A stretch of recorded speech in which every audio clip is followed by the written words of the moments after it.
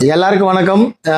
இந்த 2 நாளா நம்ம நிறைய எலெக்ஷன் பத்தி பேசுனதை தாண்டி திவ்யா சத்யராஜ் அவர்கள் பேசின ஒரு ஒரு காணொளி வந்து ரொம்ப விமர்சிக்கப்பட்டும் அதுக்கு ஆதரவு தெரிவிச்சும் சில பேர் வந்து பதிவிட்டுட்டு இருக்காங்க.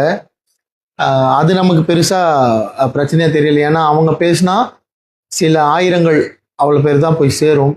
ஆனால் அதை ஆதரித்து அவங்க சொன்னதை வந்து சப்போர்ட் பண்ணி நடிகர் திரு சத்யராஜ் சார் அவர்கள் பேசுனது வந்து ரொம்ப முக்கியமான விஷயமா பார்க்கப்படுது. ஏன்னா ஈஸியாக 1 கோடி பேருக்கு போய் அந்த விஷுவல் சேர்ந்துருக்கும், அவர் சொன்ன கருத்து போய் சேர்ந்துருக்கும். சார் நீங்கள் பெரியாரிஸ்ட்னு லாஸ்ட் ஜென்ரேஷனுக்கு தெரியும் சார், 90s கிட்ஸ்க்கெல்லாம் தெரியும். இப்போ இந்த ஜென்சி கிட்ஸ்க்கெல்லாம் நீங்கள் பெரியாரிஸ்ட் அப்படின்னு தெரியாது. அண்டு பெரியாரிசம் அந்த கொள்கை என்னன்றதெல்லாம் கூட அவங்களுக்கு தெரியாது. ஸோ நீங்கள் உங்கள் மகள் திவ்யா மேடம் சொன்னதாகட்டும், நீங்கள் சொன்னதாகட்டும், அது வந்து அந்த கருத்து தப்பு சார். அட்லீஸ்ட் நான் சொல்கிறது சில லட்சங்கள் மக்களுக்காவது போய் சேரும். அதனால் இதை சொல்கிறேன்.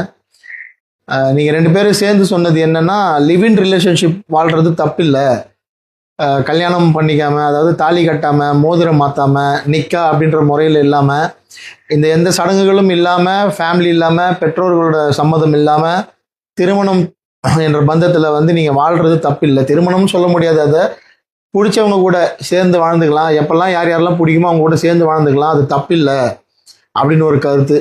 இதை தாண்டி இன்னொரு அபத்தமான கருத்து,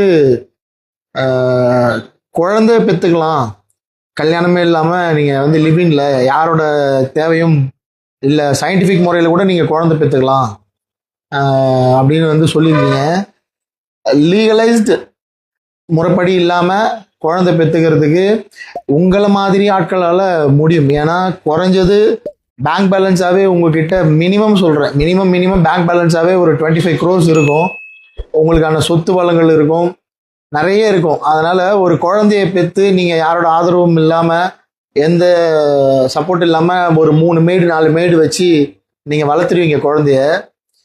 ஆனால் சாமானிய மக்களாக வாழ்கிறவங்க உங்கள் கருத்தால் ஈர்க்கப்பட்டு இன்ஃப்ளூயன்ஸ் ஆகப்பட்டு, இவங்களே இவ்வளோ பெரிய ஆர்டிஸ்ட்டு, இவங்களே இப்படி சொல்கிறாங்களே அப்படின்னு சொல்லி அவங்க வந்து கல்யாணமே பண்ணிக்காமல் யாராவது ஒரு ஆணோட லிவிங் ரிலேஷன்ஷிப்லேருந்து ஒரு பொண்ணு வந்து ஒரு குழந்தைய பெற்றெடுத்துட்டு பின்னால் ஏதோ பிரச்சனையாகி கல்யாணமாகி முறைப்படி சொந்த பந்தத்தை கூடி கல்யாணம் பண்ணுறவங்களே 1000 சண்டை சச்சரவுகள் எனக்கு உட்பட ஃபேஸ் பண்ணிட்டு தான் நம்ம அடுத்த நாள் கடந்து போகிறோம். அப்படி இருக்க சூழலில் நீங்கள் எந்த பாண்டிங்லே இல்லாமல், எந்த பந்தமும் இல்லாமல், வெறும் பிடிச்சிருக்குன்னு வாழ்ந்துட்டு நீங்கள் ஒரு புள்ள பெற்றுக்கிட்டு அவர் விட்டுட்டு போயிட்டாருன்னா அந்த குழந்தைய யார் பார்த்துக்கிறது? அந்த ஆண்மகன் கொண்டு போய் வச்சுப்பானா? இது வந்து சமுதாயத்தில் சாத்தியமா? பாதிக்கப்பட போகிறது யார்? அந்த பொண்ணு தான். ஒரு மாத சம்பளம் வாங்குற ஒரு பெண்ணாக இருந்தால் அவங்க வேலைக்கு போகிறப்ப அந்த குழந்தைய யாரை நம்பி விட்டுட்டு போவாங்க? ஒரே ஒரு மாத சம்பளத்தை வச்சுட்டு ஒரு சிங்கிள் பேரண்ட் வந்து இப்போ நீங்கள் வாழ்ந்துட்டு இருக்கவங்க கிட்ட கேளுங்க, அது எவ்வளோ கஷ்டன்றது அவங்களுக்கு புரியும். ஏதோ ஒரு சூழலில் வந்து அவங்க டிவோர்ஸ்டாக இருப்பாங்க, இல்லைனா ஏதோ ஒரு சூழலில் அவங்க ஹஸ்பண்ட் வந்து தவறி இருப்பார். ஒரு சிங்கிள் பேரண்ட்டாக ஒரு குழந்தைய வளர்க்குறது எவ்வளோ கஷ்டம்னு சமுதாயத்தில் இருக்கிறவங்க கிட்ட கேட்டு தெரிஞ்சுக்கோங்க. நாளுக்கு நாள் ஏசி ரூமில் நல்ல செல்வந்தராக வாழ்ந்துட்டு இந்த கருத்தை சொல்கிறது மிகப்பெரிய தப்பு, கண்டனத்துக்குரியது. அதனால் சத்யராஜ் சார் சொன்னதாகட்டும், அவங்களுடைய மகள் திவ்யா சத்யராஜ் மேடம் சொன்னதாகட்டும், இந்த கருத்தை பெண்கள் தயவு செஞ்சு வந்து, அதுவும் இந்த 2000க்கு அப்புறம் பிறந்த பெண்கள் அந்த கருத்தை உள்வாங்கிக்காதீங்க. அதில் நிறைய பிரச்சனைகள் இருக்குது. ஒருவேளை உங்களுக்கு அப்படி ஒரு எண்ணம் இது சரின்னு தோணுச்சுன்னா தயவுசெய்து உங்கள் சொந்தக்காரங்கிட்டயோ உங்கள் வெல்விஷர்கிட்டயோ இல்லைன்னா ஒரு நல்ல டாக்டர்கிட்டயோ கன்சல்ட் பண்ணிவிட்டு, நான் இப்படி ஒரு முடிவு எடுக்கலாமா, நான் ஒரு சிங்கிள் பேரண்ட்டாக யாரோட சப்போர்ட் இல்லாமல் நான் குழந்தைய பெற்றுக்கிட்டு வளர்க்கலாமா, என்னால் முடியுமான்னு செக் பண்ணிக்கோங்க. ஏன்னா இது ஒரு குழந்தையோட எதிர்காலம் சம்மந்தப்பட்ட விஷயம். இது கலாச்சாரமோ பண்பாடு அதெல்லாம் தாண்டி ஒரு குழந்தையோட எதிர்காலம் சம்மந்தப்பட்ட விஷயம்.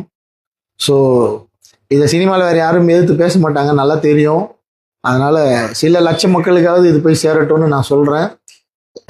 இந்த வார்த்தையால், இந்த விஷயத்தால், இந்த கான்டென்ட்டால் இந்த ஜென்சி கிட்ஸ் தயவுசெய்து இன்ஃப்ளூயன்ஸ் ஆகாதீங்க.